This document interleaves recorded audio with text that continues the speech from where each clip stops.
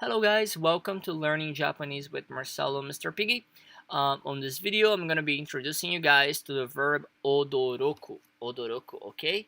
It's an irregular verb, so we're going to be changing the ku for ki, ka, and ite for our important forms, okay? And the meaning is to be surprised, okay? Or astonished, okay? And let's have a look at our dictionary form first. So the sentence is 最近のニュースで驚く。最近のニュースで驚く。Okay, so I'm surprised, or we are surprised by the news. 最近の is lately or recent. So let's say I'm surprised by the recent news that we are getting. For example, okay, 最近のニュースで驚く, which is truth, right? Next is our masuke, 驚きます。驚きます. So for example, それは驚きますよね。それは驚きますよね. So それは is like, could be anything that somebody said before, okay? So this or that. And 驚きますよね is like, wow, that would be like really surprising and, even could mean maybe scary depending on the story. Okay, so let's say somebody told you that for example, what somebody was found in their house with a lot of like dead animals, and they didn't know why, just like any weird situation you can think of. And then that came out on the news, and then you are talking to somebody about that, and then when you hear that, it was like, wow, それは驚きますよね. Could even be like that, wow, coming from that person, that like you would never expect that old lady to be doing that kind of stuff.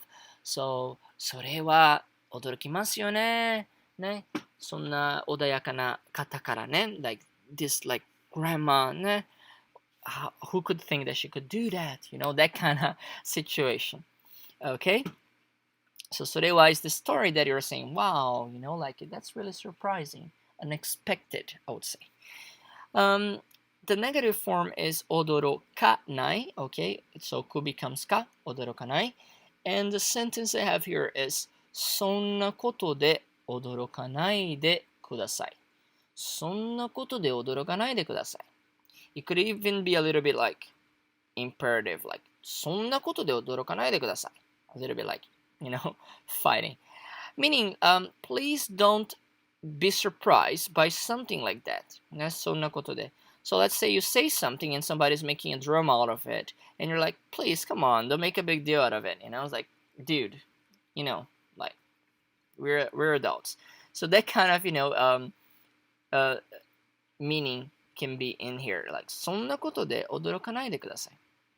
Of course, if you say in a more like calm way, そんなことで驚かないでね, like it would be more, oh, please don't be surprised by that, so it will depend on your intonation.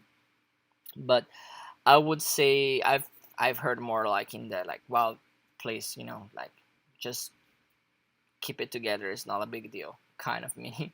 Okay, and the next one is 驚いて is our imperative form, the negative form, the teke imperative form. So ku we're gonna be changing for ite, 驚いて. And the sentence here is 彼女驚いていますね。彼女驚いてますね。彼女驚いてますね。